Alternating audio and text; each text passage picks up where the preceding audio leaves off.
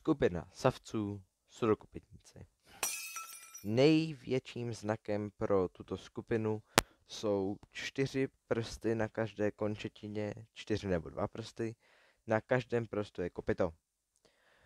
Stavbu těla má každý trochu jinou, ale základem jsou 4 nohy, tělo a přežvíkavé zuby.